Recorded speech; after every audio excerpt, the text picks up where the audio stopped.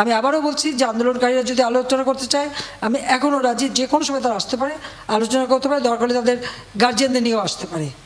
আপনারা জানেন যে কোটা সংস্কার আন্দোলন নিয়ে এখন সারা দেশেই উত্তাল আন্দোলনকারীরা এখন রাস্তায় নেমে আন্দোলন করছে। ঠিক এই সময়ের মধ্যে, অতি অল্প সময়ের মধ্যে সরকার খুব গুরুত্বপূর্ণ সিদ্ধান্ত নিয়েছে। সেটি কয়েক ঘন্টার ব্যবধানে সিদ্ধান্তগুলো হয়েছে আজ সকালে। প্রধানমন্ত্রী শেখ হাসিনা বলেছেন যে তিনি কোটা সংস্কার আন্দোলনকারীদের সঙ্গে বসতে চান এবং গণভবনের দরজা খোলা বলে তিনি জানিয়েছিলেন। এটি ছিল সরকারের একটা গুরুত্বপূর্ণ সিদ্ধান্ত। এরপরেই তিনি আরেকটি সিদ্ধান্ত নিয়েছেন পেশাজীবীদের সঙ্গে বৈঠকে। সেখানে তিনি বলেছেন যে পেনশন স্কিম তিনি একেবারে পুরোপুরি বাতিল করে দিয়েছেন। আপনারা জানেন যে 2024 পহেলা জুলাই থেকে এই পেনশন স্কিম বাস্তবায়ন হওয়ার কথা ছিল। পরবর্তীতে সরকার আরও 1 বছর পিছিয়ে 2025 সালে তা বাস্তবায়নের কথা বলেছিল। কিন্তু আজকের এই সিদ্ধান্তের পর এই পেনশন স্কিমটা পুরোপুরি বাতিল করা হয়েছে। ফলে স্বায়ত্তশাসিত আদালত, রাষ্ট্রায়ত্ত প্রতিষ্ঠান জন্যই পেনশন স্কিমকে আর কার্যকর হবে না বলে তিনি জানিয়ে দিয়েছেন। তিনি কোটা সংস্কার আন্দোলনকে কেন্দ্র করে যত শিক্ষার্থীদেরকে গ্রেপ্তার করা হয়েছে তিনি তাদেরকে মুক্তি দেওয়ার জন্য আহ্বান জানিয়েছেন।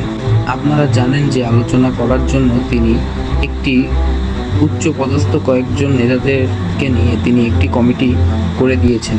সে কমিটিতে আছেন প্রেসিডিয়াম সদস্য জাহাঙ্গীর কবির নানক, যুগ্ম সাধারণ সম্পাদক মাহবুবুল আলম হানিফ এবং অভাবও নাসিম।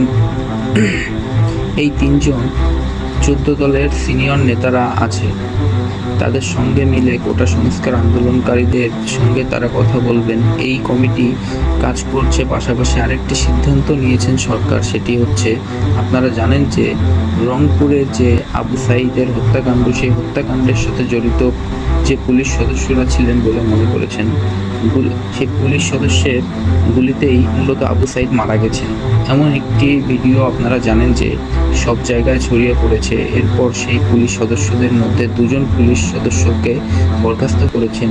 এদের মধ্যে একজনের নাম আমিনুল এবং আরেকজনের নাম সুজন বলা যায়, যে মাত্র কয়েক ঘন্টার ব্যবধানে সরকার 5টি সিদ্ধান্ত নিল কোটা সংস্কার আন্দোলনের মধ্যে। স্টুডেন্ট আর এখন পর্যন্ত আন্দোলন করছেন এবং তারা রাজপথে আছেন। তাদের জন্য দফা দাবি। তারা বলেছেন, ভাই, দফা দাবি বাস্তবায়ন না হওয়া পর্যন্ত তাদের আন্দোলন অব্যাহত থাকবে। ধন্যবাদ।